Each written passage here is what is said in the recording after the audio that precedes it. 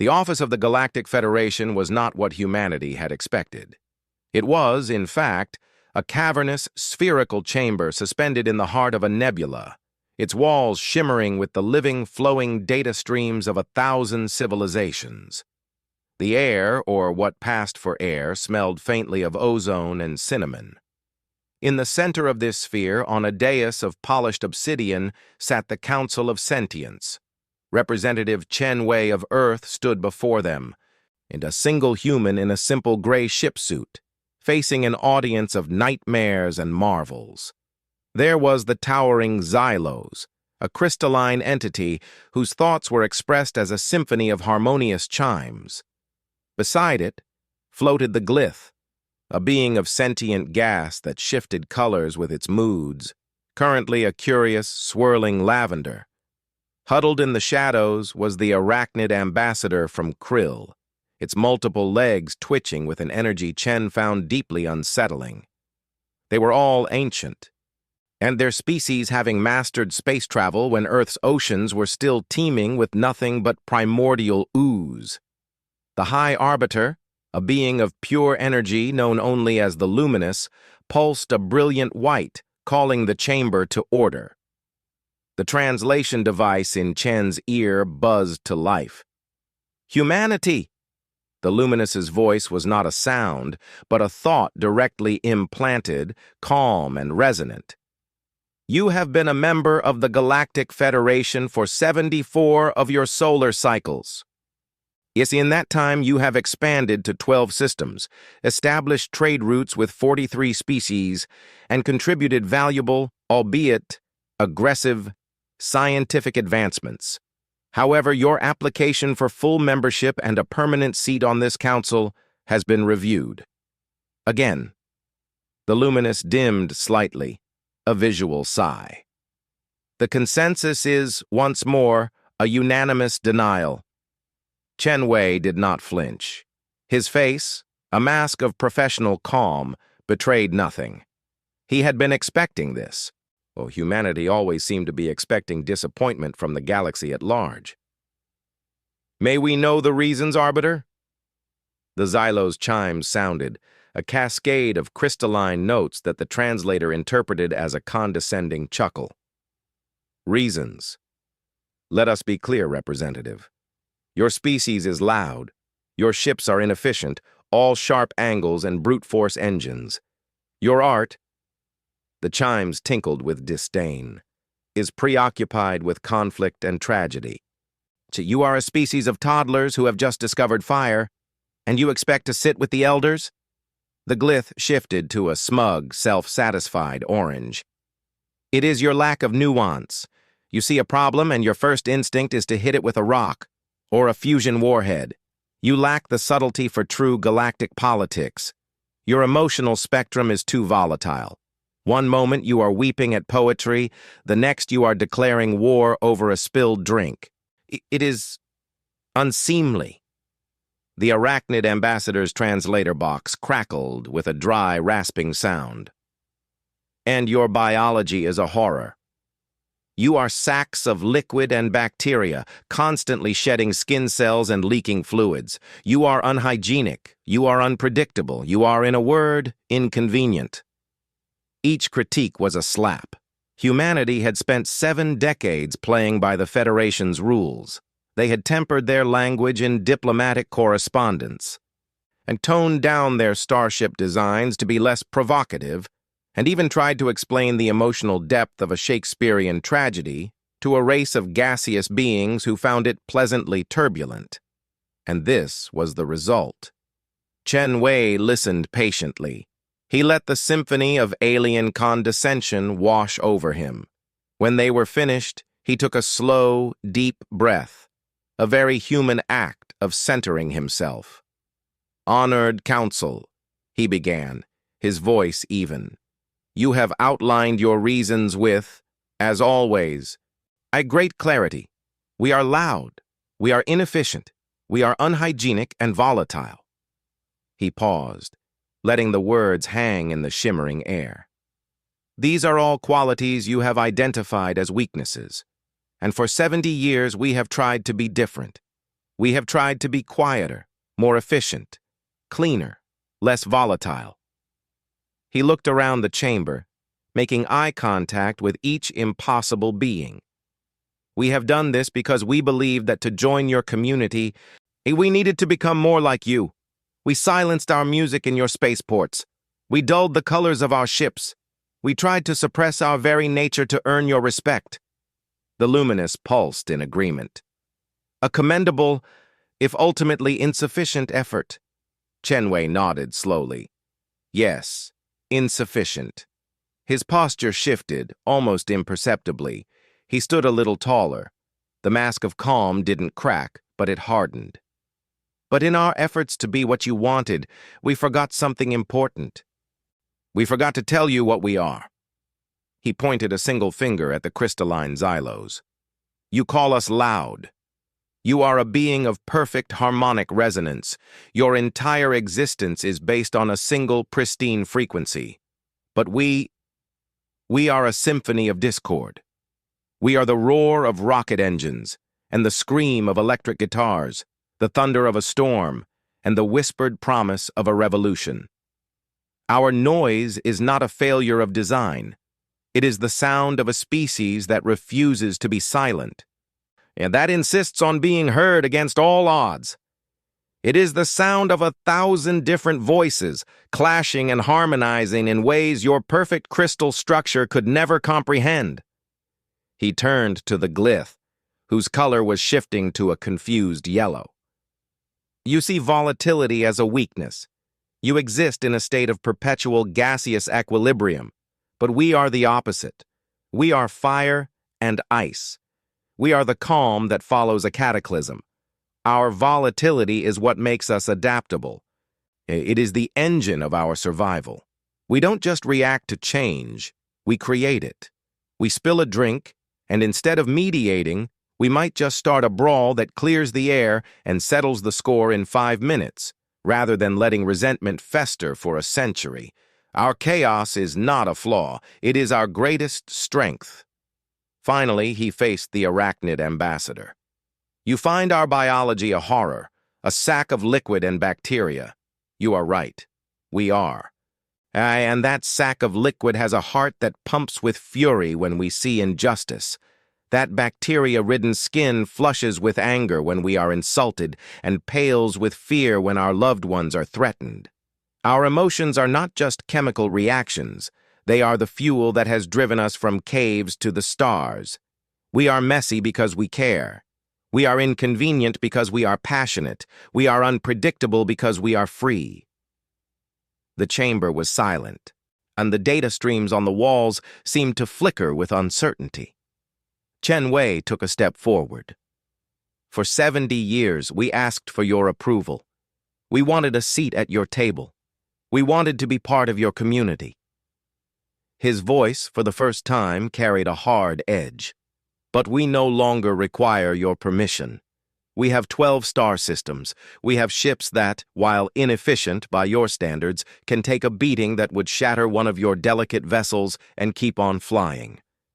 We have scientists who, in their aggressive pursuit of knowledge, have cracked problems you've deemed unsolvable.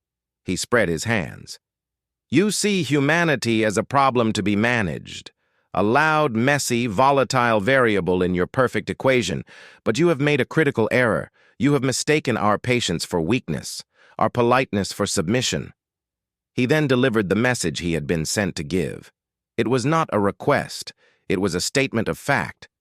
Effective immediately, the Terran Confederacy is withdrawing its application for Federation membership. We will be opening our own trade routes, establishing our own diplomatic protocols, and forming our own alliances with any species who wish to deal with us on our own terms. The trade route to the Krill Nebula, which we charted and secured at our own expense, is now closed to Federation shipping.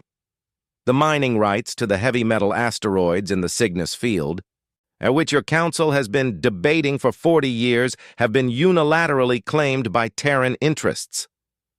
A cacophony of protests erupted. The Xylos' chimes were a frantic, discordant clangor. The glyph turned a violent, angry red. The arachnid ambassador clicked its mandibles in outrage. "This is an act of war," the Luminous boomed, its calm voice replaced by a pulse of sheer power. Chen Wei met its energy with a steady, human gaze. "No, Arbiter. It is an act of sovereignty. We are not attacking you. We are simply leaving. We are taking our ball and going home. And you know what?" A grim, humorless smile touched his lips. "We are perfectly happy to play by ourselves." He turned his back on the Council of Sentience, a gesture of unimaginable disrespect in their culture, and walked towards the shimmering exit portal. He paused at the threshold, looking back over his shoulder. "You've spent millennia building a stable, predictable, and stagnant little community. You've forgotten what it's like to live on the edge of extinction, to fight for every inch of ground, to look at the impossible and say, 'Not today.' You've forgotten what it takes to survive when the universe gives you nothing." He looked at each of them one last time. "In general, it's humanity, and we're not happy. And a species that has survived ice ages, world wars, and its own worst instincts by refusing to be happy with the status quo? Wow, that's a species you should have been nicer to." The portal closed behind him, leaving the Council of Sentience in a stunned, shimmering silence. They had just been dismissed by a species they considered toddlers. For the first time in 10,000 years, the Galactic Federation felt a chill that no amount of energy could warm. The quiet, predictable galaxy had just become a lot more interesting, and they had a sinking feeling that interesting, in human terms, was going to be very, very loud. And the silence in the Federation Council chamber was a living thing, a heavy, oppressive blanket that smothered the nebula-lit room. It stretched for a full minute after the human representative departed. Then it shattered. The Xylos's chimes were not harmonious. They were a percussive, furious clangor, the crystalline equivalent of a scream. The arrogance, the sheer primitive jaw-dropping arrogance, to turn their back on the Council, to claim sovereign territory within our sphere of influence. This cannot be permitted. The glyph churned from a deep, angry red to a worried, pale yellow. It is not just about the territory, it is about the principle. If one species can simply walk away and flout our authority, others may follow. The Bellari have always chafed at trade restrictions. The tentacles of Vogue have resented our cultural mandates. This could unravel the entire Federation. The Luminous pulsed, in its energy patterns complex and troubled. The human mentioned the Cygnus field, the heavy metal asteroids. Our geologists have spent decades arguing over their potential, but the humans, they have already claimed them. How? An aide, a small, furry being from a client race, scurried forward, its datapad trembling. "Arbiter, I have the initial reports. The Terran ship that entered the Cygnus field was not a survey vessel. It was a mining platform, a massive one. It is armed, heavily. And our long-range scanners indicate it has already begun processing asteroids. The efficiency is brutal. They are simply vaporizing the rock and sifting the plasma for heavy metals. It is primitive, wasteful, and terrifyingly fast." The arachnid ambassador's translator box rasped. "They have no finesse, no subtlety. They are tearing a hole in the fabric of the system. This must be met with force, a punitive expedition, a demonstration of Federation resolve." The Luminous considered this. The Federation had a standing fleet, a collection of vessels from a dozen member worlds designed for peacekeeping and anti-piracy operations. It had not fought a true war in over 3,000 years. The thought of deploying it was distasteful, but the principle was clear. "Very well," the Luminous pulsed. "We will assemble a task force, a show of force, enough to make the humans reconsider their unilateral actions.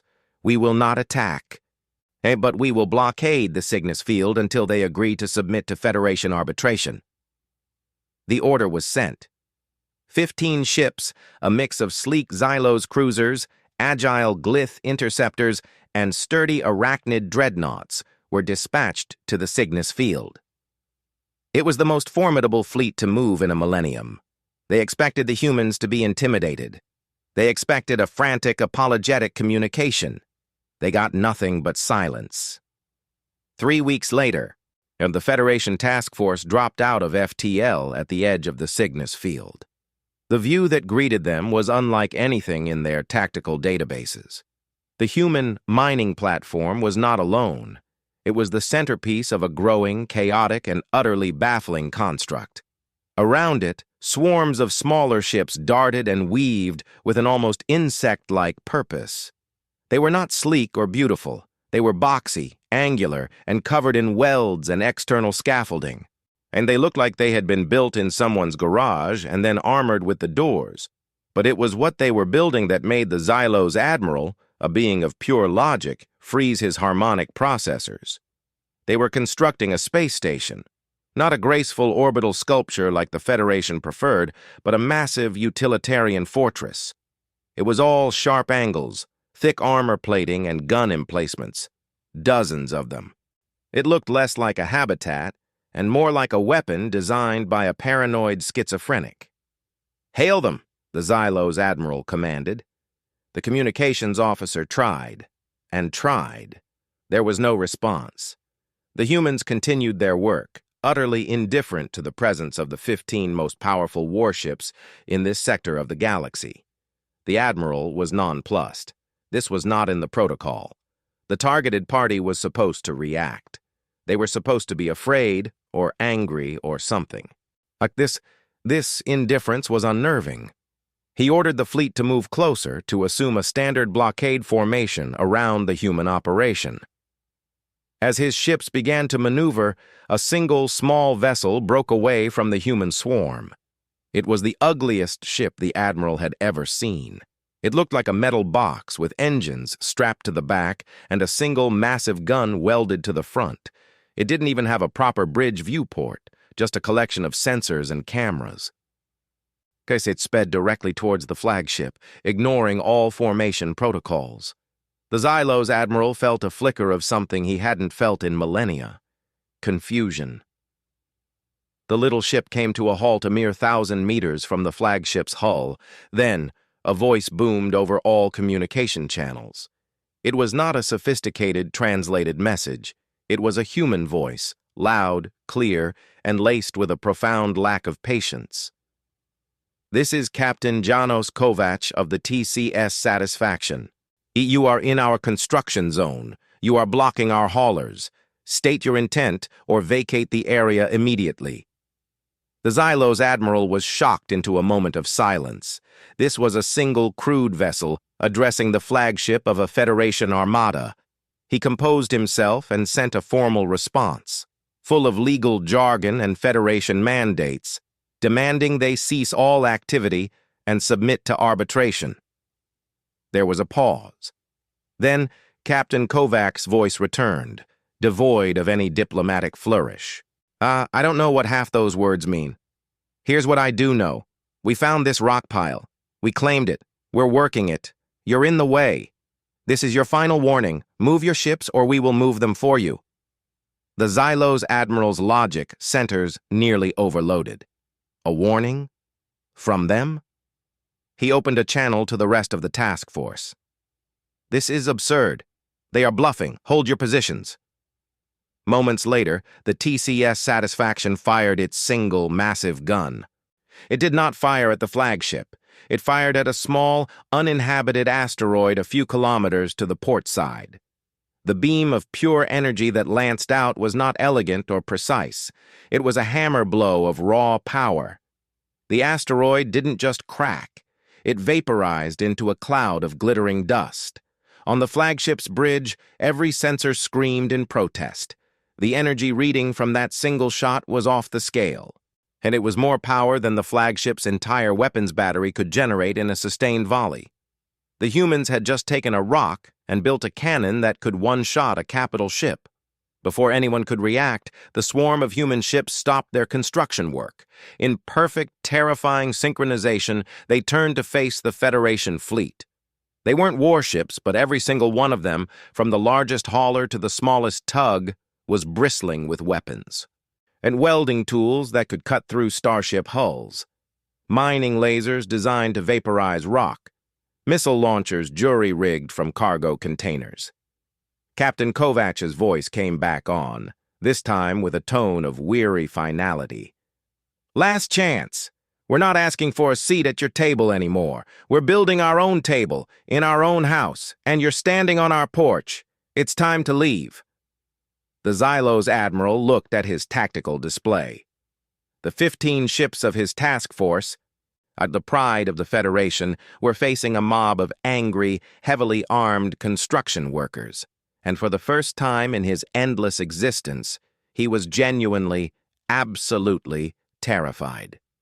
Because he knew, with the cold clarity of logic, that if he gave the order to fire, those construction workers would not run. They would fight, and they would win, not through superior tactics or technology, but through sheer, unadulterated human fury. He thought of the humans' words, a species that has survived ice ages, world wars, and its own worst instincts by refusing to be happy with the status quo. That's a species you should have been nicer to. He gave the order. All ships, break formation, withdraw to the edge of the system. As his fleet retreated, he watched on the view screen as the humans, without a single cheer or gesture of triumph, simply turned back to their work. They hadn't won a victory, and they had just removed an obstacle, and that, he realized, was far more frightening. They hadn't even considered the possibility of losing. The galaxy had just changed. The quiet, orderly universe was over. The age of humanity had begun, not with a polite request, but with a slammed door and the sound of construction.